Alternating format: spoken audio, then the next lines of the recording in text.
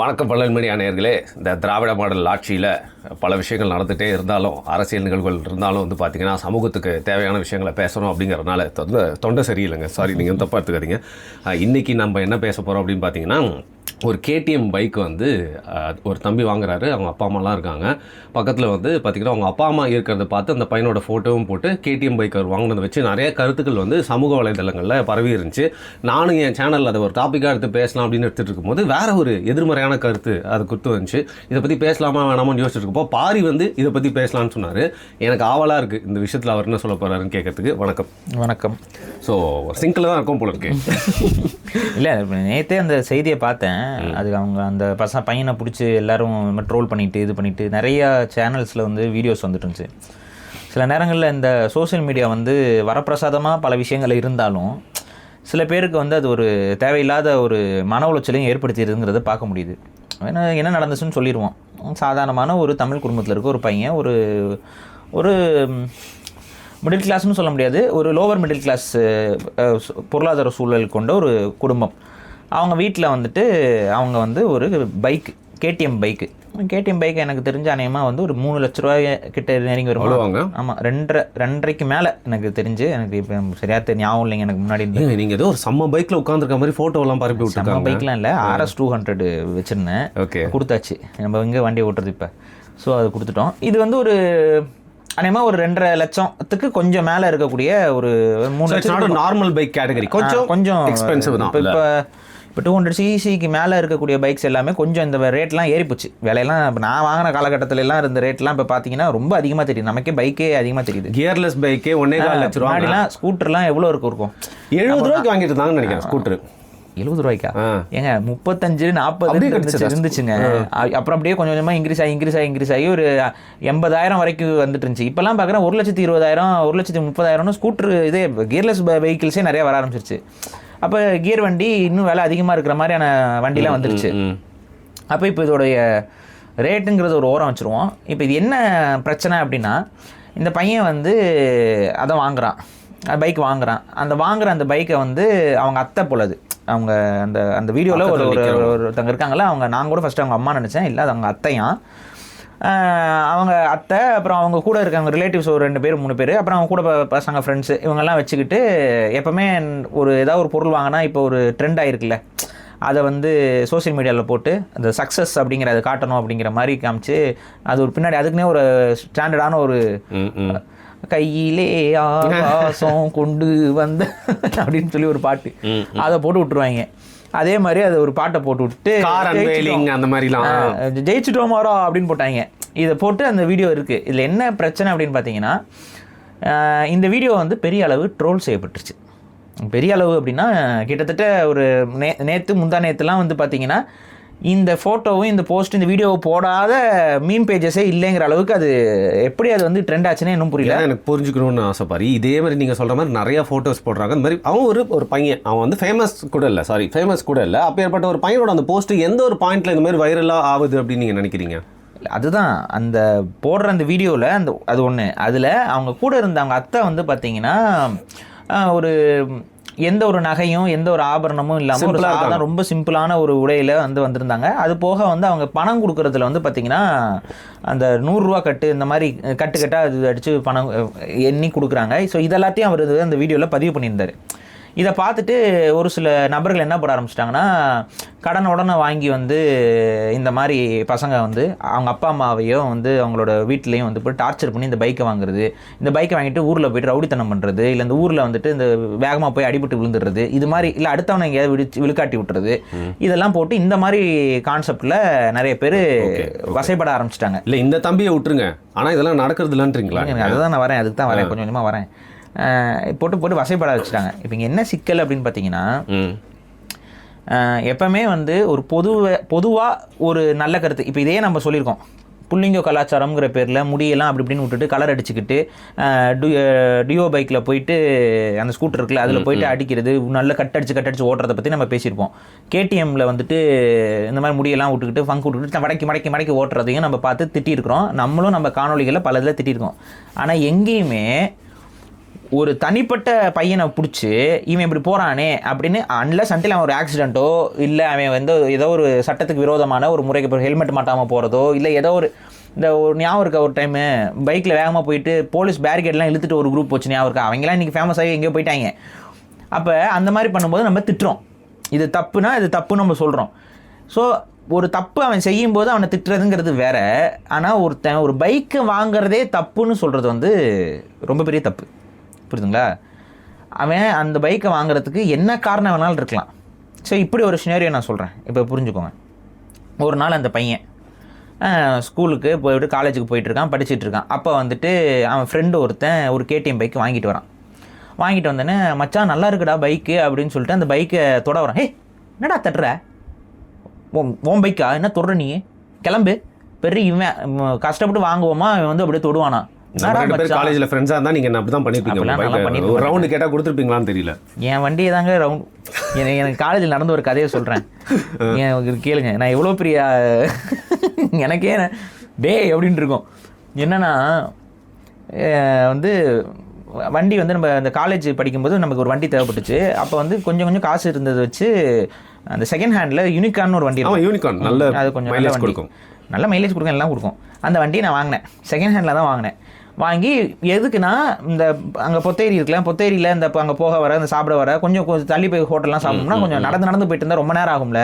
So அதனால் bike ஒன்று வாங்குவோன்னு சொல்லிட்டு சும்மா அங்கன்னைக்கு யூஸ் பண்ணிக்கிறதுக்கு வாங்கினேன். பசங்க எல்லாருமே பைக் கேட்பாங்க, நான் கொடுத்துருவேன், எடுத்துகிட்டு போங்கடா. அதே மாதிரி ஒருத்தன் தான் என் கூட படித்த எல்லாருக்கும் தெரியும். அவங்கெல்லாம் வீடியோ பார்த்தானே சிரிச்சிட்டு இருப்பாங்க. வந்துட்டு மச்சான் பைக் விட்றா அப்படின்னா, சரி எடுத்துகிட்டு போடான்ட்டேன். நான் என்ன நினச்சிருப்பேன், நீங்கள் என்ன நினச்சிங்க சொல்லுங்கள்? போயிட்டு சாப்பாடு வாங்கிட்டு திருப்பி எடுத்துகிட்டு வந்து கொடுத்துருவான் சாவி. நான் அப்படி தான் நினச்சி சரி அந்த எடுத்துகிட்டு போடா அப்படின்னேன். எடுத்துகிட்டு போயிட்டான். போனவே வரவே இல்லை. என்னடா ஏன்னா அவன் போயிட்டு சாப்பிட்டு வந்துடுவேன். ஏன்னா நான் எப்போ கொஞ்சம் லேட்டாக சாப்பிடுவேன். ஸோ இவங்களாம் ஒரு 8 மணி இந்த மாதிரி சாப்பிட்டாங்கன்னா நான் ஒரு 9:30 மேலே தான் சாப்பிடுவேன். சாப்பிட போனவன் இன்னும் வரலையே, ஒரு 1.5 மணி நேரம் ஆச்சு அப்படின்னு சொல்லிட்டு அப்போல்லாம் வந்து நான் காலேஜ் படிக்கும்போது இந்த ஸ்விக்கி இது மாதிரிலாம் எதுவும் இல்லை, போய் தான் வாங்கணும். என்னடா இவன் போனவன் காணான்னு சொல்லிட்டு சரி பக்கத்தில் ஏதாவது கடையில் போய் நம்ம சாப்பிடுவோம்னு சொல்லிட்டு பக்கத்து கடையில் போய் சாப்பிட்றதுக்கு உட்காந்துக்கிட்டு என்ன இவனடா இன்னும் வரல அப்படின்னு சொல்லிட்டு கேட்டுட்டு இருக்கேன் பசங்கக்கிட்ட. உனக்கு தெரியவே தெரியாதா அப்படின்னாங்க. என்னடா தெரியாதா அப்படின்னா, டே அவன் பைக் எடுத்துகிட்டு எங்கே போயிருக்கான்னு நினைக்கிறேன். எங்கடா போனா அப்படின்னா அவன் தடா ஃபால்ஸ் போயிட்டான்.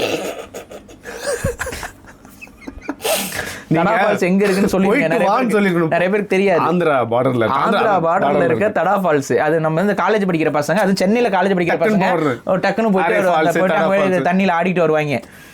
இவன் என்ன பண்ணியிருக்கான், அவன் ஃப்ரெண்ட்ஸ் எல்லாம் வந்து தடா ஃபால்ஸுக்கு பைக் இதில் போகிறோன்னு சொல்லிட்டு, அது ஏதோ ஒரு வீக்கெண்டு தான், அது கரெக்டாக வந்து அந்த வீக்கெண்டுக்கு போகிறாங்க. ஸோ இவங்க நைட்டு போயிட்டு காலையில் தடா ஃபால்ஸ் ரீச் பண்ணுற மாதிரி பிளானை போட்டான். என்ன சொல்லியிருக்கணும், மச்சான் தடா ஃபால்ஸ் வரைக்கும் போறதா, நீ இப்பதான் வாங்கி ஆல்ரெடி பழைய வண்டி வாங்கி ஓட்டிக்கிட்டு இருக்க, இந்த வண்டி நான் தடா ஃபால்ஸ் வரைக்கும் எடுத்துட்டு போறேன்னு சொல்ல என்ன பண்ணிருப்போம், டேய் இந்த வண்டிலாம் தாங்காதுடான்னு சொல்லியிருப்போம். ஆனா இதெல்லாம் எதுவும் சொல்லலை, தடா ஃபால்ஸ் எடுத்துட்டு போயிட்டான். அதான் போயிடுச்சு. இனிமேல் என்ன பண்ண, கொடுத்து விட்டேன். அப்படியே உட்காந்துக்கிட்டு இருந்தேன். சரி வண்டி வருதான்னு பார்ப்போம் அப்படின்னு சொல்லிட்டு அவன் போனவன் தான். அப்புறம் அடுத்த நாள் போயிட்டு அதுக்கு அடுத்த நாள் தான் வந்தாங்க. அங்கேருந்து திரும்ப சாயந்தரம் கிளம்பி அடுத்த நாள் காலையில் தான் வராங்க. வந்துட்டு வண்டி மச்சான் தடா அப்படின்னு நான் சொன்னேன். டேய் ஒரு வாரத்தை சொல்லிட்டு போக மாட்டேடா நீ, தடா ஃபால்ஸுக்கு அடா என் வண்டி எடுத்துகிட்டு போவ அப்படின்னு. கூட வந்தவங்கலாம் யாருன்னு கேட்டால் R15 இந்த பல்சர் 220s அப்போ இருந்த பெரிய வண்டிகள் எல்லாமே, அப்போ இருந்த பெரிய வண்டிகளில் தான் அவங்க போயிருக்காங்க. இது ராயல் என்ஃபீல்டு இதெல்லாம் வந்து கொஞ்சம் தூரம் போகிறதுக்கான வண்டி. யூனிகான்ங்கிறது, அதுவும் செகண்ட் ஹேண்ட் யூனிகான்ங்கிறது, அதுவும் நான் வச்சிருந்த செகண்ட் ஹேண்ட் யூனிகான்ங்கிறது, அது வந்து பக்கத்து தெருக்கு போயிட்டு வர்றதுக்கான ஒரு வண்டி. அதை அவன் வாட்டு எடுத்துகிட்டு போயிட்டு வந்துட்டான். சரி வண்டினாச்சும் வந்து கொண்டு விட்டுட்டு வந்துருச்சேன்னு சொல்லிட்டு அடுத்த நாள் காலேஜுக்கு போகிறதுக்கு வண்டி எடுத்து ஸ்கீ ஆன் பண்ணி முறுக்குறேன். வண்டி போக மாட்டேங்குது. வண்டி அவுட்டு, இன்ஜின் சீஸ் முறுக்கிட்டான், ஃபுல்லாக ஹீட் ஆயிடுச்சு. வண்டி வந்து அவன் வர வரைக்கும் கரெக்டாக இருந்திருக்கு. நான் ஏறி உட்காந்தேனே அது புஷ்ஷு. பரவாயில்ல. அதுக்கப்புறம் திரும்ப கொண்டு போய் ஒர்க் ஷாப்பில் விட்டு செலவு. நீங்களாம் என்ன பாராட்டணும். நான் நடுவில் இதை கேட்டதுனால தான் பாருங்கள் அவரோட பர்சனல் ஸ்டோரியில் ஒன்று ஒன்றா வந்துட்டு வருது அப்படி. அப்புறம் நான் செலவு பண்ணி ஸோ இதுதான் நடந்துச்சு. அப்போ ரெண்டாவது இன்னொன்று எப்படின்னா பசங்க எல்லாருக்குமே அந்த கொஞ்சம் காலகட்டத்தில், அதாவது எப்படின்னா அந்த காலேஜ் முடிக்கிற இல்லை காலேஜுக்கு போகிற அந்த காலகட்டங்களில் இல்லை ஸ்கூலில் அந்த 12th 11th அப்போல்லாம் வந்து நம்ம உடம்புல வந்து டெஸ்டாஸ்டரோனுங்கிற ஒரு ஹார்மோன் வந்து உடம்புக்குள்ள ஏறி இருக்கும். அந்த காலத்தில் அந்த டெஸ்டாஸ்டரோனை வந்து எப்படி நம்ம பயன்படுத்தணும்னா போருக்கு அனுப்பி விட்டுருவாங்க, இல்லைன்னா சண்டை போட விட்டுருவாங்க, இல்லைன்னா ரொம்ப டெஸ்டாஸ்டரோன் ஏறி போயிருக்கப்ப இந்த ஏற்கலப்ப புடி உழு அப்படின்ட்டுருவாங்க. நம்ம உழுக முடியாமல் உளுந்து புரண்டு கடைசியில் வேலை பண்ணுவோம். ஸோ ஆட்டோமேட்டிக்காக அது முடிஞ்சிடும், இல்லை மரம் ஏறுறது ஏதாவது ஒன்று போயிட்டு இருக்கும். ஆனால் இப்போ நமக்கு வந்து அது எதுவுமே இல்லை. ஸோ ஆட்டோமேட்டிக்காக இந்த டெஸ்டாஸ்ட்ரோனும் இதெல்லாம் இருக்கும் பொழுது பசங்களுக்கு இயல்பாகவே பைக் ஓட்டணும், கார் ஓட்டணும், இதெல்லாம் ஒரு ஆர்வம் வந்துடுது. அப்போ இதை பார்த்து இருக்கக்கூடிய நபர்கள் அதில் இருக்கக்கூடிய ஆபத்து, அதில் இருக்கக்கூடிய அந்த அது எல்லாருக்குமே நம்ம வந்து பைக் வாங்குறாங்க, வண்டியை வேகமாக தான் ஓட்டுறாங்க. அது யாருமே அதுக்கு விதிவிலக்கு இல்லை. ஏன்னா அது வந்து ஆண்களுக்குடைய அந்த மூளையில் அப்படி பதிவு செய்யப்பட்ட விஷயம், ஒயர்டு. ஸோ அதை கொஞ்சம் கொஞ்சமாக அண்டர்ஸ்டாண்ட் பண்ணி தான் நம்ம பக்குவத்துக்கு வர முடியும். வீட்டில் இருக்கவங்க சொல்லுவாங்க, இந்த வந்து வாங்காத, அது வாங்காத, இதை வாங்காத அப்படிலாம் சொல்லுவாங்க. இப்போ இங்கே என்ன ஆயிடுச்சுன்னு பார்த்தீங்கன்னா, இந்த ஒரு இதில் ஒரு பழக்கத்தில் பசங்களுக்கு அந்த பைக் வாங்கணுங்கிற அந்த கிரேஸ் இருக்கிறத நம்ம மறுக்க முடியாது. இல்லை, நீங்கள் ஒரு உதாரணம் சொன்னீங்க, ஃப்ரெண்டு பைக் வாங்குறான், போய் டக்குனு ரவுண்டு கேட்டால் அவன் தரமாட்டான், அங்கேருந்து வீட்டுக்கு வந்து. அதான் சரி.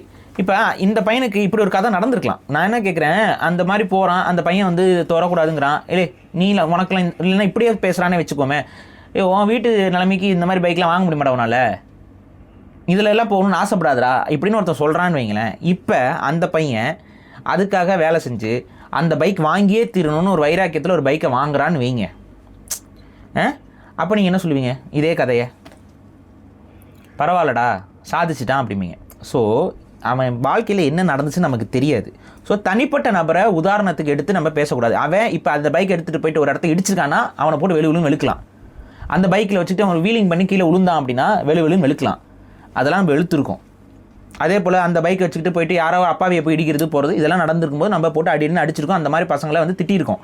ரெண்டாவது பொதுவாக சொல்லும் பொழுதும் கூட இதிலெல்லாம் போய் மோகம் படாதீங்க, இந்த பைக்கு காரு இதிலெல்லாம் பெரிய அளவு மோகத்தை வைக்காதீங்க, உன்னுடைய தகுதிப்படுத்திக்கிட்டே இதெல்லாம் தானாக வந்து ஒட்டிட்டு இதெல்லாம் போயிடும். இப்போ நீங்கள் இப்போ நம்மள மாதிரி ஆட்களுக்கும் கூட காரு பைக்குங்களெல்லாம் ஞாபகம் இருக்கும். இப்போ ரொம்ப பெரிய பணக்காரங்க, இப்போ அம்பானி அதானி பையன்கிட்டலாம் போயிட்டு உன்னோட கார் எது பைக் எதுன்னு கேட்டால் அவனுக்கு என்ன தெரியும்? எனக்கு கிறிஸ்டியானோ கிட்ட கேட்குறாங்க எத்தனை கார் வச்சிருக்கேன்னு, அவனுக்கு எத்தனை கார் வச்சிருக்கேன்னே தெரியாது. இவ்வளோதான். ரெனால்டோ கிட்ட கேட்பாங்க, அது வந்து இன்டர்வியூவில் கேட்பாங்க, எத்தனை கார் வச்சிருக்கீங்க அப்படின்னா சிரிச்சுக்கிட்டே, அது என்ன காரு? புகாட்டி மாதிரி கோடிகளில் இருக்கக்கூடிய காரு எத்தனை கார் இருக்குன்னு தனக்கு தெரியலங்கிறப்பல. அப்போ போகும்போதெல்லாம் 2-3 காரை வாங்கி போட்டு போயிட்டு இருக்காங்க. பசங்களாவது 5 பேர் இருக்காங்க தெரியுமா, கவுண்ட் பண்ணி வச்சிருக்கீங்க? எனக்கு தெரியுங்க. ஒரு ஊரில் நாங்கள் இப்போ பொள்ளாச்சியில் ஒரு குறிப்பிட்ட கட்சி, அது என்ன கட்சிங்கிறத வந்து கமெண்ட்ஸில் பதிவு பண்ணுங்க. ஒரு குறிப்பிட்ட கட்சி தலைவரும் அவரோட குடும்பமும் பொள்ளாச்சிக்கு வராங்க, அதாவது தேர்தல் பிரச்சாரத்துக்காக வராங்க. அன்னைக்கு பொள்ளாச்சியில் அவங்க வராங்கங்கிறதுக்காகவே 15 ஃபார்ச்சுனர் வருது, புதுக்கார் அங்கே வர்றதுக்காகவே வாங்குறாங்க. இட்லி கடை மலேசியன் ஃபேமிலியாக இருக்கும். ஒரு ஃபார்ச்சுனரோட ரேட் என்ன? அன்றைக்கி வந்து ரேட்டு கொஞ்சம் கம்மி. நான் சொல்கிறதுனால வந்து ஒரு இந்த காலேஜ் படிச்சுட்டு இருக்கிற டைமு. ஸோ அன்றைக்கி வந்து ஃபார்ச்சுனரோட ரேட் எனக்கு தெரிஞ்சு 35 லட்சம் to 40 லட்சம் இருக்கலாம். இன்றைக்கி வந்து பார்த்தீங்கன்னா 50-60 போயிடுச்சு. என் ஃப்ரெண்ட் ஒரு யூடியூபர் வச்சுருக்காரு ஃபார்ச்சுனர், அதான் ஒரு 50-60 இருக்குது. இப்போ இதை அன்றைக்கி வராங்கங்கிறதுக்காக ஒரு 10-15 காரை வந்து புதுசாக இறக்குறாங்க. அவங்க அங்கே வராங்க, புது காரில் தான் அவங்க போகணும். இப்போ இதெல்லாம் என்ன சொல்லுவீங்க? அவங்களாம் ஃபஸ்ட்டு பைக்கு ஃபஸ்ட்டு கார், அவங்களுக்குலாம் என்ன தெரியுமா அவங்களுக்கு என்ன கார் வச்சுருக்கேன் என்னென்னு? ஆனால் இந்த பசங்களுக்குலாம் வந்து அது அப்படி இல்லை. அதை வந்து அவங்க வாழ்க்கையில் ஒரு அங்கம்.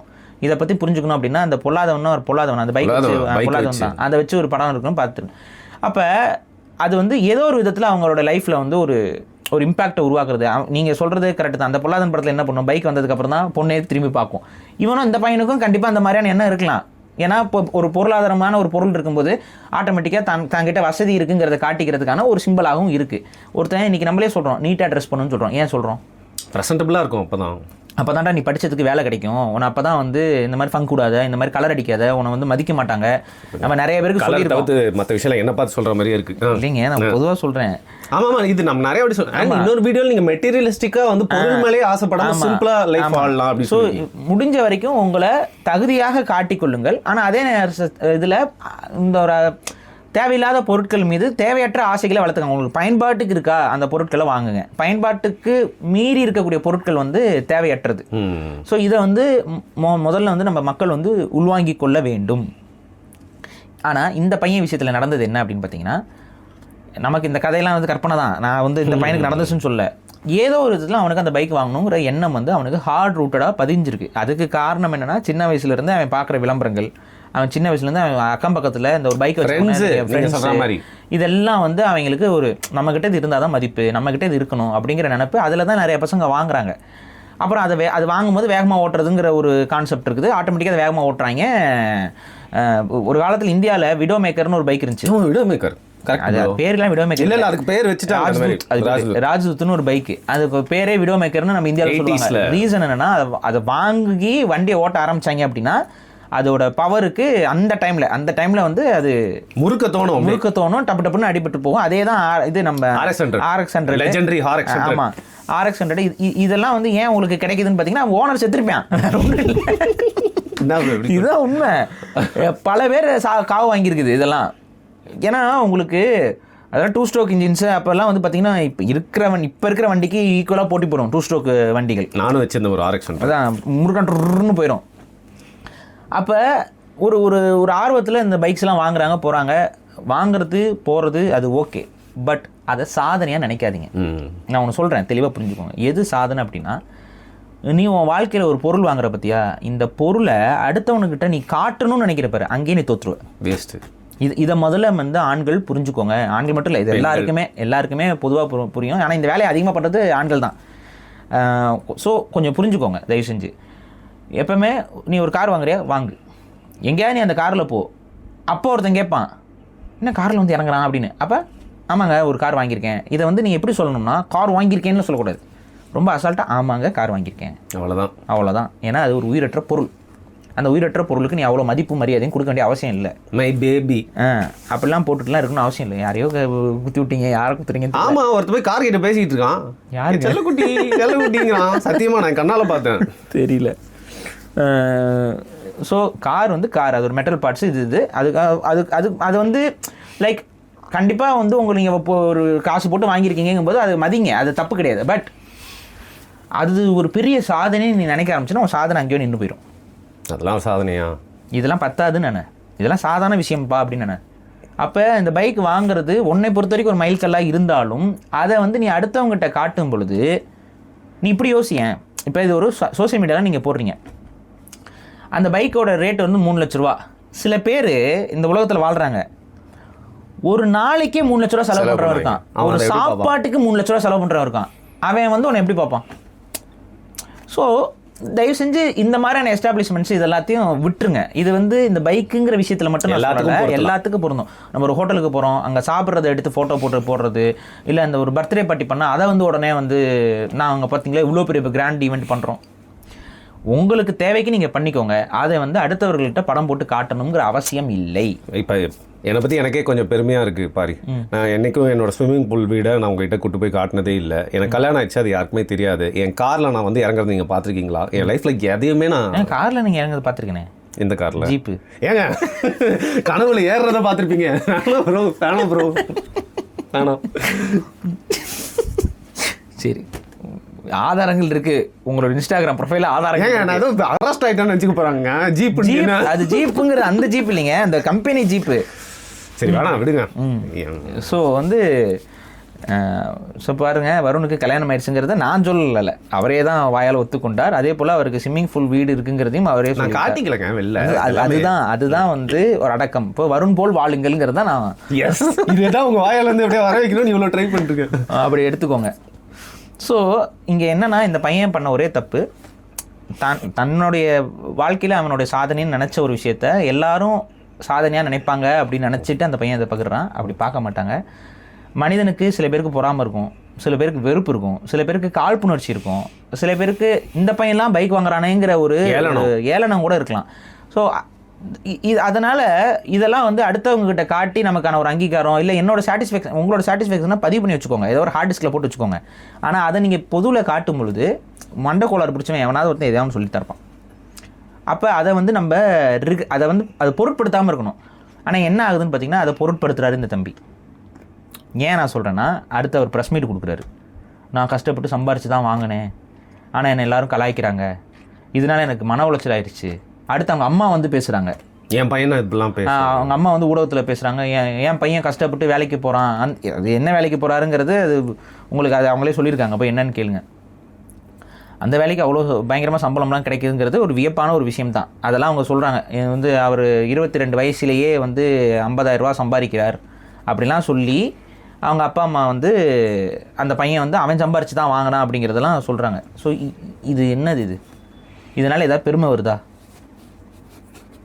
இல்லை பிரதர், உங்களுக்கு தெரியும்ல, மீடியா தான் போயிட்டு ஒரு வைரலானோன்னு மைக்கை நீட்டிருப்பாங்க. அப்போ அது புரியுது, மீடியா தான் அதை தான் பண்ணும். மீடியாவுக்கும் ஒரு பர்சனல் ஸ்பேஸு இதெல்லாம் நம்ம மக்களுக்கும் வந்து சரி மீடியா தான் கூப்பிட்டு என்னத்தனாலும் பேசிடுவோம்னு சொல்லிட்டு நம்ம ஆட்களும் வந்து பேசிடுறாங்க. இதெல்லாம் நாங்கள் பேச விரும்பலைங்க, எவனோ ஒருத்தர் 4 பேர் கலாய்க்கிறதுக்கு நாங்கள் எதுக்குங்க ரெஸ்பான்சிபிள், எவனோ கத்திட்டு போகிறான்ட்டு கடந்து தான் போனேன் ஆக்சுவலாக. பட் அவங்க வீட்லேயும் வந்து இதெல்லாம் பேசணுன்னா இது இன்னும் அதெல்லாம் எடுத்து போட்டு வேற திரும்ப பேச ஆரம்பிச்சிட்டாங்க. ஸோ பேசிக்கலி என்னென்னா, உங்களுடைய வாழ்க்கையில் ஒரு அச்சீவ்மெண்ட்டாக நீங்கள் நினைக்கிற ஒரு விஷயத்த மேக்ஸிமம் உங்களுக்குள்ளே வச்சுக்கிறதுங்கிறது தான் இந்த சொசைட்டிக்கு நல்லது, உங்களுக்கும் நல்லது, உங்களோட தனிப்பட்ட விஷயத்துக்கும் நல்லது. இன்னொரு விஷயம் அதை நான் பார்த்தேன், அது இந்த விஷயமா இல்லை, ஃபேக்ட் செக் பண்ணோம். ஒரு சாதிய தலைவரோட ஃபோட்டோவை இந்த பையன் பிடிச்சிருக்கா மாதிரி காட்டி அதை வச்சு வன்மம் பண்ணி ரொம்ப ரொம்ப வேறு மாதிரி போயிடுச்சு. அதுதாங்க நான் சொல்கிறேன் இல்லைங்க, அந்த பையனை திட்டுறதுக்கு பின்னாடி என்ன காரணம், இப்போ அந்த பையன் பைக் வாங்குறதுக்கு பின்னாடி என்ன காரணம் நமக்கும் தெரியாது, பார்க்குறவனுக்கும் தெரியாது. அதே போல் அவனை திட்டுறதுவனுக்கு என்ன காரணத்தை வச்சு திட்டுறாங்கிறது நமக்கு தெரியாது. ஆனால் இன்றைக்கி அந்த பையனை திட்டுறதுல ஒரு குறிப்பிட்ட கேங் வந்து அவர் ஒரு குறிப்பிட்ட சமூகத்தை சார்ந்தவர் அப்படிங்கிற நோக்கத்திற்காகவே அவரை வந்து அந்த ஃபோட்டோவையும் போட்டு திட்டுறானுங்க. நீ பைக்கோடு நிற்கிறது நீ போட்டு திட்டுற, அதில் ஒரு நியாயம் இருக்குது. அந்த பையன் ஏதோ ஒரு சமூகம், ஏதோ ஒரு உளவியல், ஏதோ ஒரு இதில் அவன் ஏதோ பண்ணிகிட்டு இருக்கான், அதை எடுத்து அந்த பையன் வந்து அவனுக்கு திரும்ப வேற ஒரு இமேஜை கொடுத்து போட்டு அடிக்கிறது. இது என்ன பாவம் ப்ரோ? ஸோ என்னை பொறுத்த வரைக்கும் என்னென்னா, பொதுமையாக நீங்கள் அட்வைஸ் பண்ணுறது இது வேறு. நீங்கள் இப்போ இந்த பையனுக்கு நான் சொல்லிடுறேன், இந்த பைக் வந்து வேகமாக தான் போகும், எந்த பைக்குமே ஆபத்து தான். ஏன்னா எல்லா பைக்லேயும் வந்து பண்ண ஏபிஎஸ் பிரேக்கும்பாங்க, ஸ்கிட் ஆகாத டயரும்பாங்க, இது அதிகமாக இருக்கிற வீல்ஸ் பேஸ் அதிகமாக இருக்குது, அதனால் அவ்வளோ சீக்கிரம் ரொம்ப பேலன்ஸ்டாக போகும்பாங்க, வந்து டாப் ஸ்பீடு அப்படி போகும்பாங்க, பிக்கப் சூப்பராக இருக்கும்பாங்க, எல்லாம் கரெக்டாக இருக்கும். ஆனால் என்னதான் இருந்தாலும் ஆபத்துங்கிறது 4 கால் கௌஷிக்கு எப்போ வேணால் வருவானோ. ஹெல்மெட்டு போடுங்க, பாடி கியர் இன்னொன்றுங்க, ஹெல்மெட் மட்டும்தான் நம்ம ஆளுங்க வந்து போடுறாங்க, ஏன்னா உயிர் காப்பான் அப்படிங்கிற கான்செப்டில் ஹெல்மெட்டை மட்டும் போடுறாங்க. ஆனால் ஆக்சுவலாக இந்த மாதிரி ஒரு பைக்கை ஒரு குறிப்பிட்ட வேகத்துக்கு மேலே நீங்கள் ஓட்டுறீங்க அப்படின்னா உங்களுக்கு ஃபுல் பாடி கியர் வேணும், அப்போ தான் உயிர் பிழைப்பீங்க. கீழே விழுந்தா இப்போ அஜித்குமார்லாம் ஒரு ட்ரெஸ்ஸை மாட்டிட்டு சுற்றுவார்ல, அந்த ட்ரெஸ்ஸோட ரேட் என்ன இருக்குன்னு நினைக்கிறீங்க? அதுவே 3 லட்சம் இருக்கும்.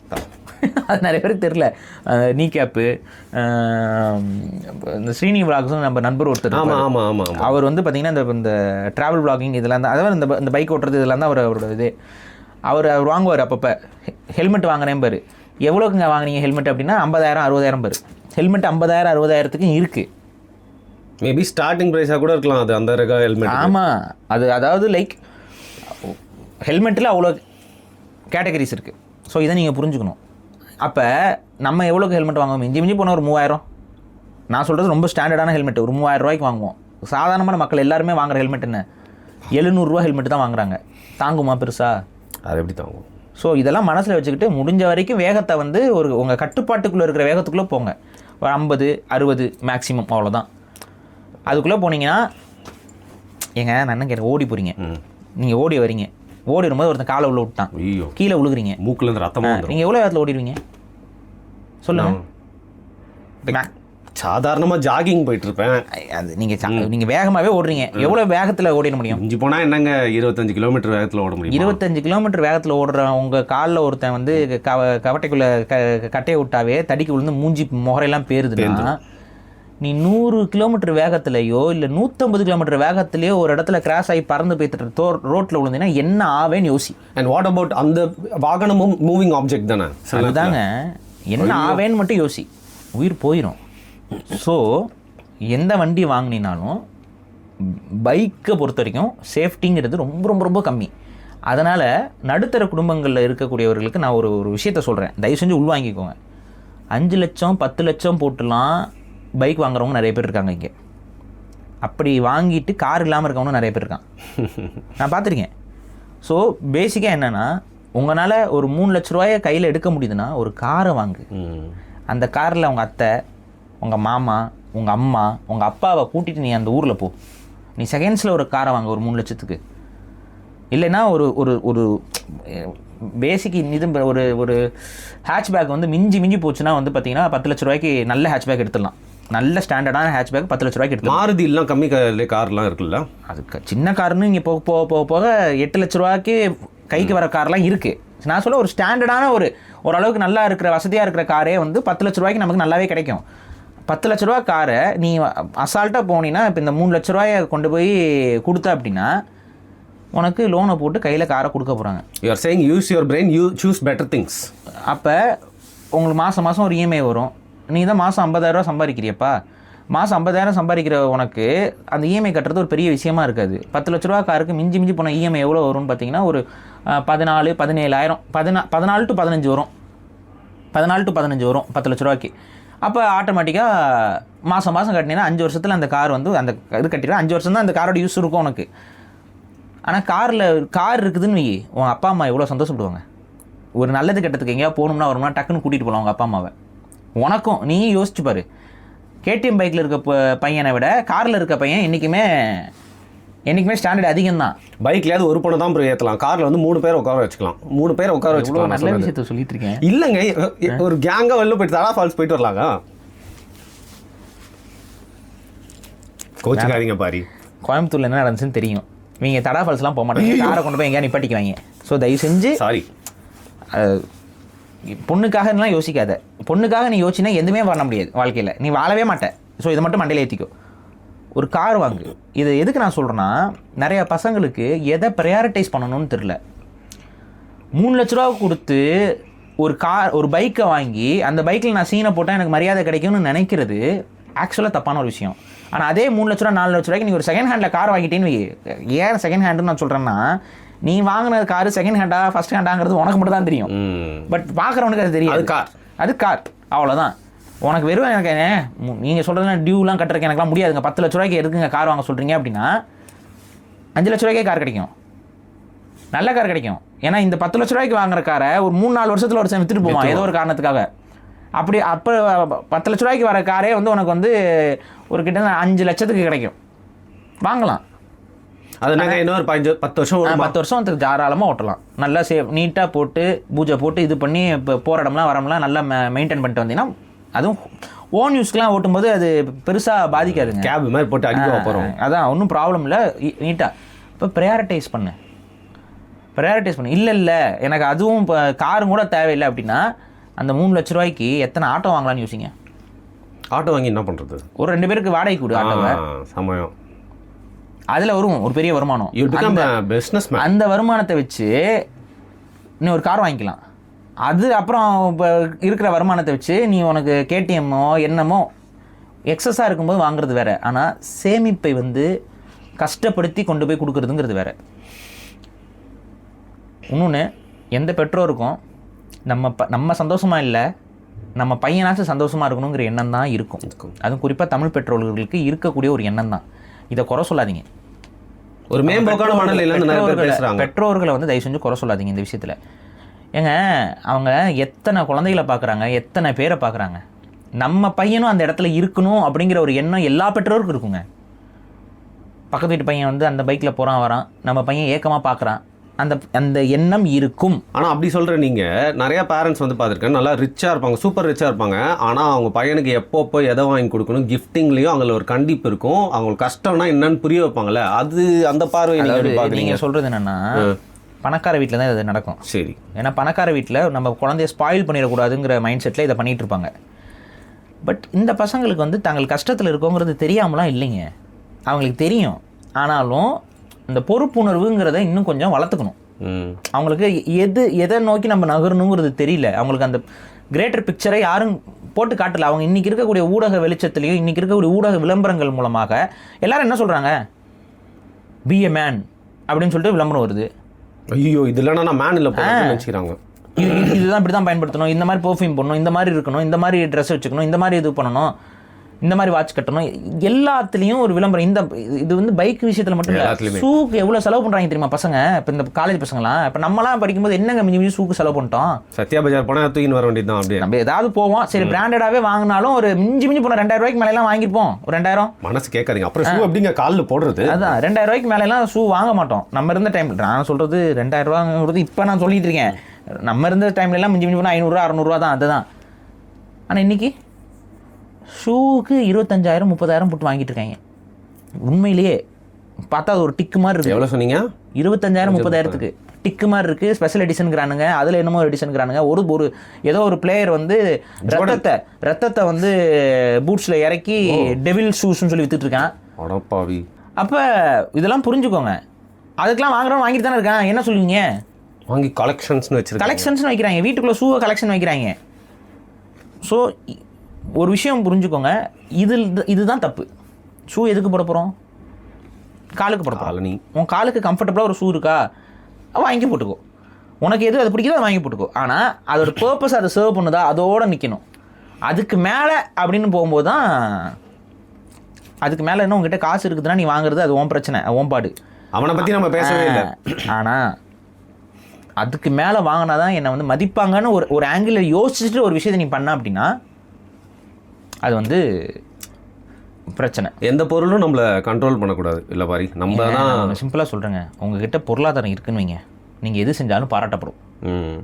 உங்ககிட்ட பொருளாதாரம் இல்லை அப்படின்னா நீங்கள் எது செஞ்சாலும் கேவலமாக பேசப்படும். ஒரு சின்ன எடுத்துக்காட்டோடு சொல்கிறேன். இப்போ நீங்கள் ஒரு கோடீஸ்வரர், அது உண்மையும் அதுதான், இருந்தாலும் நான் சொல்கிறேன். நீங்கள் ஒரு கோடீஸ்வரர், ஒரு ஒரு எப்படி ஒரு 2500 கோடிக்கு சொந்தக்காரர். நான் கம்மியாக சொல்கிறேன்னா இல்லை பெங்களூரில் பிஸ்னஸ்லாம் தொடங்கியிருக்கேன். ஓகே சரி, அப்போ இன்னும் கொஞ்சம் ஒரு 10,000 கோடிக்கு சொந்தக்காரர். இப்போ நீங்கள் என்ன பண்ணுறீங்க, ஒரு கூட்டத்துக்கோ இதுக்கோ வரீங்க, எங்கேயோ வரீங்க, அவங்களை கூப்பிட்றாங்க. அப்போ வந்து நீங்கள் பார்த்தீங்கன்னா ஒரு கதர் வேட்டி கதர் சட்டையை போட்டு வரீங்க. ஆஹா, அப்போ என்ன சொல்லுவாங்க? எவ்வளோ பணம் இருந்தாலும் சிம்பிளாக வராருப்பா. அதாவது பணம் வச்சிருக்க தாண்டா காட்டிக்க மாட்டானுங்க அப்படின்னு இன்னொரு கேரக்டர் உள்ள வரும் டைலாக். ஸோ அவ்வளோ சிம்பிளாக இருக்காருப்பா அப்படின்னு சொல்லி ஒரு பாராட்டு வருவோம். சரி, இப்போ நீங்கள் வந்து ஒரு அன்றாட காட்சி, ஒரு கற்பனைக்கு சொல்கிறேன், டெய்லி 4 வீடியோ போட்டால் அன்றாட காட்சி தாங்க. ஒரு அன்றாட காட்சின்னு வச்சுக்குவோம். இந்த அடிப்படையில் நீங்கள் ஒரு இடத்துக்கு போகிறீங்க. அப்போ போகும்போது சரி கொஞ்சம் ரெஸ்பெக்டாக போட்டு போவோம். எதுக்கு அப்படின்னு சொல்லிட்டு நீங்கள் வந்துட்டு ஒரு பீட்டர் இங்கிலாண்டா போகிறேன் அப்படி போகிறீங்க. அப்படி போனேன்னு பீட்டர் இங்கிலாண்டு இல்லை, நீங்கள் நார்மலாக ஒரு கதர் வெட்டி கதர் சட்டை தான் போட்டு போகிறீங்க. கதர் வெட்டி கதர் சட்டை தான் போட்டு போகிறீங்க. கேட்டப்பேன் என்னம்மா சொல்லுவாங்க, இவனுக்கு எதுக்கு இவன் வந்துட்டான் வெள்ளையும் சொல்லிமா, வெளியில் போனால் இவனுக்கு என்ன பெரிய இவன் என்ன சாதிச்சிட்டான்னு சொல்லிட்டு வெள்ளையும் சொல்லிமா வரான், பேச்சு வருமா வராதா? கடைசி வரைக்கும் இப்படியே தான் இருக்கான் அப்படிங்கிறதா கடைசி வரைக்கும். அப்போ சிம்பிளிசிட்டி காட்டினாலும் சரி இப்படி வாங்க. இப்போ அந்த பணக்காரர் வராரு, அவர் வந்து ஒரு பயங்கரமான ஒரு கோட் சூட்டு, அந்த கோட் சூட்டு சார் நம்ம மோடி மாதிரி ட்ரெஸ்ஸை போட்டு வராருன்னு வைங்க. மோடிலாம் என்ன பண்ணுறாரு, ஒரு 20 லட்சம் 25 லட்சத்துக்குலாம் கோட்லாம் வாங்கி மாட்டார்ல, அதில் மோடி மோடி மோடி மோடி மோடி மோடி மோடி மோடி மோடி மோடின்னு இருக்குல்ல, அந்த மாதிரி மோடி மோடி மோடின்னு ஏதோ ஒரு வராருன்னு வைங்க. ஏய் எவ்வளோ பெரிய ஆள், அப்படி தாண்டா வருவார், அப்படி தான் வருவார். நம்ம நம்ம சவுக் சங்கர் சொல்கிற மாதிரி அப்படி ஒரு அந்த அப்படின்னு சொல்லிட்டு பாராட்டுவாங்க. அவங்ககிட்ட காசு இருக்குது, அப்புறம் அந்த காசு அவ்வளோ காசை வச்சுக்கிட்டு என்ன தோழர் செய்கிறது அப்படின்னு அது முடிஞ்சு போயிடும். அப்போ அவன் வசதியாக வந்தாலும் அவன் ஒரு லிமோசினில் வந்து இறங்கினாலும் லிமோசினாக வச்சுருக்காரு பெரிய ஆள் மனுஷன் அப்படின்ட்டு. இது அப்படியே வந்துட்டு இந்த பக்கம் வாங்க, ஒரு வசதி இல்லாதவன் ஒரு இல்லாதவன் இப்போ வந்து சரி நம்ம தகுதியாக காட்டிக்கணும், அதனால் நம்ம ஒரு நீட்டாக ஒரு கோட் சூட்டை போடுவோம்னு சொல்லிட்டு அவன் பர்மா பஜாரில் போய்ட்டு ஒரு கோட் சூட்டை எடுத்து மாட்டிகிட்டே வரானே வச்சுக்குவோம். என்ன சொல்லுவாங்க, ஏண்டா உங்ககிட்ட தான் வீட்டில் போனால் ஒரு பயனும் இல்லை, நீ கோட் சூட்டை மாட்டிட்டு வர பெரிய இவனா நீ பட அந்த பக்கம் அப்படிம்பாங்களா? சொல்ல மாட்டாங்களா? கிண்டல் பண்ணுவாங்க கண்டிப்பாக. இதுதான் விஷயம். ஸோ இங்கே எப்படி இருந்தாலும் ஜட்ஜ் செய்யப்பட்டு கொண்டு தான் இருப்பார்கள். அதனால் நான் என்ன சொல்கிறேன், பொருளாதாரம் ஒருவருக்கு ரொம்ப முக்கியம். அதில் மேம்படுறதுல மட்டும் ஃபஸ்ட்டு ப்ரையாரிட்டியாக எல்லோரும் வைங்க. ஏன்னா அது இருந்துச்சுன்னா நீ தப்பு பண்ணாலும் உன்னை பாராட்டுவான், நீ காரி துப்புனாலும் அவன் என்ன தப்பு பண்ணாலும் பாராட்டுவான். அவன் ஜூ வைக்கிறேங்கிற பேரில் உலகம் முழுக்க இருக்கக்கூடிய விலங்குகளெல்லாம் கடத்தி கொண்டு போய் வச்சாலும் அவர் உயிரினங்களை பாதுகாக்கிறார் அப்படிம்பாங்க. கார்பன் பிஸ்னஸ் அப்படி தான் சொல்லுவாங்க. இப்போ நீ ஒரு நாள் ஏதாவது பச்சைக்கு பிடிச்சி வச்சு வந்தா வனவிலங்கை திருடி வைக்கிறார் அப்படின்றாங்க. இதுதான் வதம் அப்படின்றாங்க. அதுதான் விஷயம். ஸோ பணம்ங்கிறது 10 செய்யும், பணம் இல்லைன்னா எல்லாமே போயிடும். ஸோ அதை மனசில் வச்சுக்கோங்க. பொருளாதாரத்தை இந்த மாதிரி டிப்ரெஷன் இருக்கக்கூடிய ஒரு பொருட்களை போய் இன்வெஸ்ட்மெண்ட் பண்ணாதீங்க. அதுக்கு அதில் உள்ள காருமே வந்து ஒரு இதுதான், ஒரு குறையக்கூடிய ஒரு தன்மை கொண்டதான். ஆனால் குறைஞ்சபட்சம் அது பயன்படும், குடும்பத்துக்கே பயன்படும், தனிநபருக்கு பயன்படாது. ஆனால் பைக்குங்கிறது நான் இன்னொன்று சொல்கிறேன், நான் பைக் வாங்கினேன்ல, நானும் இதே மாதிரி ஆசைப்பட்டு தான் பைக் வாங்குகிறேன். RS 200 வச்சுருந்தேன். கடைசி வரைக்கும் எங்கள் அம்மாவே நான் ஏற்ற முடியல.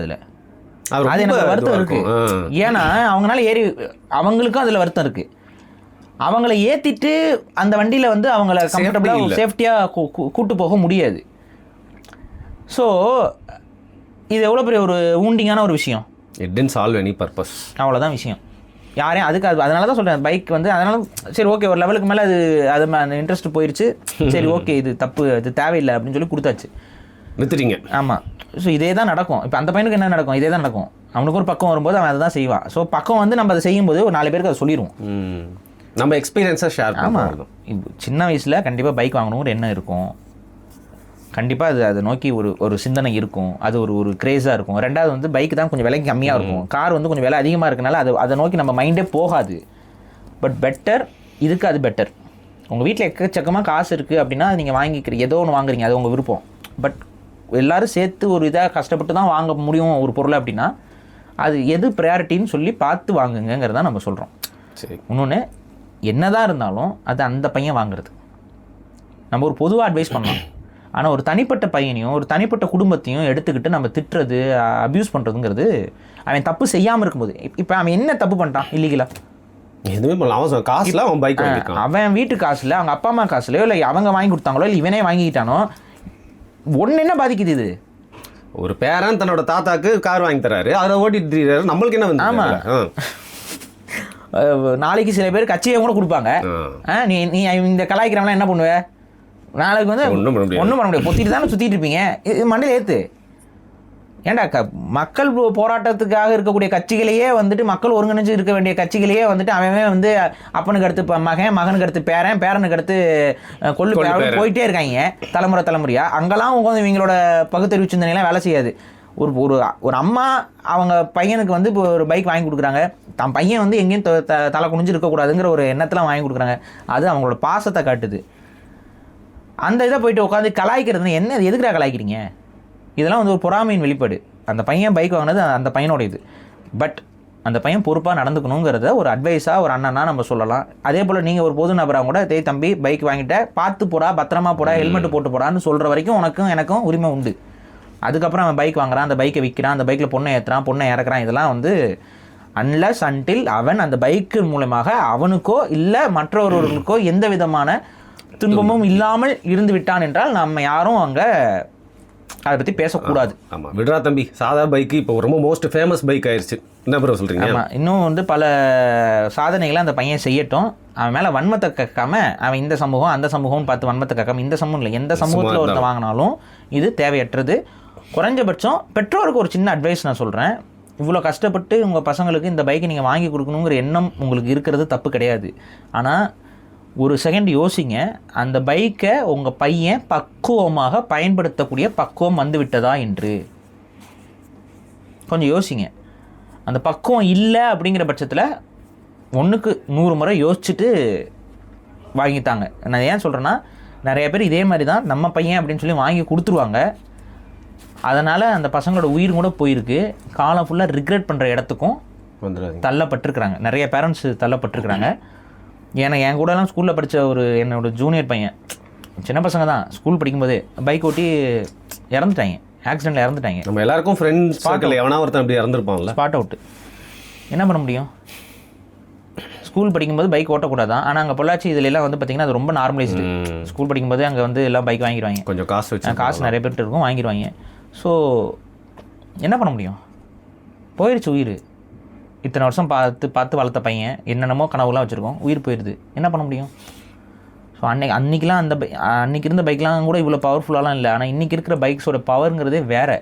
அதே போல் அன்றைக்கி இருந்த ரோடை விட இன்றைக்கி ரோடு மோசமாக கிடக்கு. ஒரு பாட்டுங்க, பல்லாங்குழியில் வட்டம் பார்த்தேன் ஒற்றை நாணயம் அப்படின்னு சொல்லிட்டு பார்க்குறாங்க, ரோடை கட்டுறாங்க. டேய் என்னடா இது, ரோட்டில் பல்லாங்குழி விளையாடுறாங்க அப்படின்னு சொல்லிட்டு. அடுத்து இன்னொன்று பார்க்குறேன் ஒரு நிலவில் இது, ஆனால் நம்ம இதில் தான் பெங்களூரில் இது. பட் சரி, பெங்களூருக்கு என்ன வண்டியை எடுத்துகிட்டு போகிறது இல்லையா. ஒருத்தர் நிலவில் வந்து நீல் ஆம்ஸ்ட்ராங் நடந்து போயிட்டு இருக்காருன்னு பார்த்தா பக்கத்தில் ஆட்டோ போகுது. என்னடான்னு பார்த்தா அப்படி எடுத்திருக்காங்க. பெங்களூரில் ரோடு அவ்வளோ மோசமாக இருக்குங்கிறத மாதிரி தான் ஆகிட்டு வருது. அதுனாச்சும் நிலவு, இது செவ்வாய் கிரகம் மாதிரி கிடக்குது இங்கே தமிழ்நாட்டில். அப்படி தான் கிடக்குது. ஸோ ரோடெலாம் ரொம்ப மோசமாக இருக்குது. இன்றைக்குமே வந்து ஆக்சிடெண்ட்டால் சாகிற எண்ணிக்கை வந்து நாளுக்கு நாள் அதிகரிச்சுக்கிட்டு தான் இருக்குது, ஒரே குறையிறது இல்லை. ஸோ இதெல்லாம் மனசில் வச்சுக்கிட்டு இந்த பைக்கை வாங்கி கொடுக்கணும்னு, உங்கள் பசங்களுக்கு பைக் வாங்கி கொடுக்கணும்னு நினைக்கிற பெற்றோர்கள் அந்த பையனுக்கு பொறுப்பு இருக்காங்கிறத பார்த்துக்கோங்க. அதே போல் அப்படி அந்த பைக்கை வாங்கிட்டான்னா அதுக்கப்புறம் அந்த பையனை கண்ட்ரோல் பண்ணுறது ரொம்ப கஷ்டம். ஸோ அதையும் நீங்கள் பொறுப்பாக எடுத்துக்கிட்டு யோசிச்சுட்டு வாங்கி கொடுங்க. இவ்வளோ தான் நான் சொல்கிறேன். சரி, இப்போ கடைசியாக ஒரு விஷயம், இப்போ நம்மளுக்கு வந்து ஒரு விஷயம் கிடைக்கலன்னா பரவாயில்ல, சரியா, அந்த வழியை கூட நம்ம வந்து தாங்கிக்கலாம். பட் நம்மளோட குழந்தை ஒரு விஷயம் கேட்டு நம்மளால் வாங்கி தர முடியல அப்படிங்கிற பட்சத்தில் அந்த வழியை வந்து எனக்கு தெரியாது, ஒரு ஃபாதராக இருந்தால் தான் தெரியும்.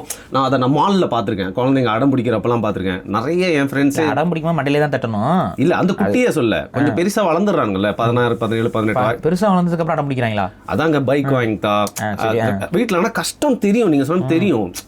அப்படி அவங்க தெரிஞ்சே அந்த அப்பா அம்மா கஷ்டப்படுத்தும் போது அவங்க வந்து அவங்க இருக்கிற ரத்தத்தெல்லாம் போட்டு வாங்கி தர்றாங்க. அந்த பசங்கள்லாம் கொஞ்சம் புரிஞ்சுக்கணும்ல, அது பசங்க பொண்ணுங்க எல்லாருமே நான் சொல்கிறேன். இதை வந்து பசங்க சைடு புரிஞ்சுக்கணும். இப்போ இந்த பையனை சொல்ல ஜென்ரலாக சொல்கிறேன், ஜென்ரலைஸ் பண்ணி எப்பவுமே வந்து தனிப்பட்ட விஷயத்துக்குள்ளே நமக்கு தெரியாது, நம்ம அதனால் அப்படி சொல்ல முடியாது. ஜென்ரலாகவே சொல்கிறேன். எப்பவுமே பசங்களுக்கு நம்மளால் சம்பாதிக்க முடியாத ஒரு காலத்தில் அப்பா அம்மா கிட்ட போய் தான் எதாவது கேட்போம், இதை வாங்கி கொடுங்க அதை வாங்கி கொடுங்கன்னு கேட்போம். அவங்க அது நம்ம சைடு அதை பார்க்குறக்கு அந்த டைமில் வந்து நமக்கு நியாயமாக படும், மைண்ட் இருக்காது, நமக்கு அது புரியாது. பட் அப்பா அம்மாக்களோட கஷ்டத்தையும் நம்ம புரிஞ்சுக்கிற மென்டாலிட்டிக்குள்ளே வரணும். குறைஞ்சபட்சம் அது எல்லாருக்கும் அது இதெல்லாம் வந்து சொசைட்டி சொல்லிக் கொடுக்கணுங்க. யாருக்குங்க சொல்லிக் கொடுக்குறோம் இதெல்லாம்? இப்போ நீங்கள் எந்த ஸ்கூல் இதை சொல்லிக் கொடுக்குது?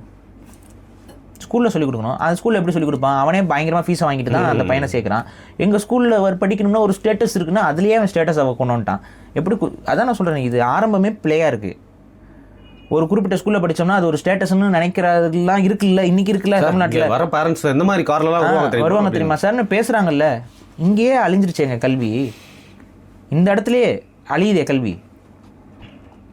ஒரு பெரும் பணக்காரங்க மட்டும் படிக்கிறது அப்படிங்கும்போது அந்த குழந்தைக்கு யாரை பற்றி என்ன நான் ஒன்று சொல்கிறேன், இந்த பணக்காரங்க மட்டும் படிக்கிற ஸ்கூல்னு தயவு செஞ்சு குழந்தைகளை போய் சேர்க்காதீங்க. அங்கே தான் எல்லாமே. ஏன் அப்படி நான் சொல்கிறேன்னா, அது கெட்டு போகிறது ஒரு பக்கம் இருக்குது. பணம் இல்லாமல் இருந்தால் இது எவ்வளோ ஒரு வேதனையான விஷயங்கிறதும் கூட அவங்க உணர மாட்டாங்க. அப்படி அதை பற்றி தெரியாமல் வளர்கிறவங்க தான் கடைசியில் வந்து அந்த இட்லி கடையில் அந்த இவரோட கதாபாத்திரம் அருண் விஜய் கதாபாத்திரம் மாதிரி வளர்ந்து நிற்பான், குடிச்சு குளுத்தி தலைவான். ஸோ மண்டையில் ஏற்றிக்கோங்க இந்த பிரச்சனையை வந்து. அதாவது ஒரு அடிப்படை அடுத்தவனோட கஷ்டம் எல்லாத்தையும் பார்த்து நீங்கள் வளர்கிற மாதிரி ஒரு சுச்சுவேஷனாக குழந்தைங்க இருந்தால் தான் குழந்தைகளுக்கு வந்து இந்த உலகத்துடைய உண்மையான தன்மை புரிய வரும், இறக்க குணம் வரும், சிந்தனை வரும், ஒரு ஆடம்பர செலவு செய்யக்கூடாதுங்கிற எண்ணம் வரும், அடுத்தவங்க முன்னாடி சீனை போடக்கூடாதுங்கிற எண்ணம் வரும், இதெல்லாம் வரும். இன்னொன்று, பசங்க தயவு செஞ்சு பொறுப்பாக நடந்துக்கோங்க. உங்கள் பெற்றோர்களால் அவங்களுக்கு ரொம்ப பெரிய ஒரு சுமையாக அது இருக்கும்னு நீங்கள் நினச்சிங்க அப்படின்னா அந்த மாதிரி சுமையை பெற்றோர்கள்ட்ட முடிஞ்ச வரைக்கும் கொடுக்காதீங்க. பெரிய சுமையாக இருக்கும்னு நீங்கள் உங்களுக்கே தெரியும் எதாவது சுமை. இப்போ சாதாரணமாக ஒரு சட்டை வாங்கி கொடுக்க முடியுமானா முடியும், ஒரு பெற்றோர்களால் சட்டை வாங்கி கொடுக்க முடியுமா, அதெல்லாம் நிறைய பேரால் முடியும். அதெல்லாம் உங்களுக்கு சுமையாக இருக்குமான்னு தெரியல, ஏதாவது ஒரு கடமையாக போயிடுது. ஆனால் இந்த மாதிரி ஒரு 3 லட்ச ரூபா பைக்கு, 5 லட்ச ரூபா பைக்கு, 6 லட்ச ரூபா பைக்குங்கும்போது, இல்லை வேறு ஏதோ ஒரு பொருள் நம்மக்கிட்ட ஏர்னிங் இல்லாமல் இருக்கிற டைமில் அவங்களுக்கு அது ஒரு சுமையாக இருக்கலாம். ஸோ அந்த இதை மனசில் வச்சுக்கிட்டு வாங்கி கேளுங்க. நைஸ். சொசைட்டியில் வந்து பார்த்திங்கன்னா நம்ம எது பேசினாலும் அதுக்குள்ளே அரசியல் இருக்குது அப்படிங்கிறது வந்து சில பேர் புரிஞ்சுக்கணும். இதுவும் ஒரு அரசியல் காணொலி தான் அப்படிங்கிற பாடத்தை உங்களுக்கு எடுத்துகிட்டு அந்த அஜித் சாரோட அந்த இது என்னது கியர், அது எவ்வளோங்க சொன்னீங்க? இருக்குங்க 3 லட்சம் 4 லட்சம் இருக்குங்க. 2-3 வச்சுருந்தாருன்னா ஒன்று தர சொல்லுங்க பாரு, விற்று கடன் அடைச்சிருவேன். இந்த சிம்பிளான ஆளுங்க, நீங்கள் வந்து அவர் சிம்பிள் சிட்டியில் நீங்கள் வந்து தலையிடக்கூடாது. நான் எங்கெங்க தலையிட்டேன்? ஆனால் அது வேறு வழியில் அவர் அதை போட்டு தான் ஆகணும். ஏன்னா அவர் காரில் போய் இடிச்சுக்கிட்டு உடச்சிக்கிட்டு இருக்காப்புல. ஸோ அவர் அதை போட்டு தான் ஆகணும். ஓகே, 2 வச்சுருந்தா ஒன்று தாங்க அப்படிங்கிற ஒரு கோரிக்கையோடு முடிச்சுக்கிறேன். நன்றி.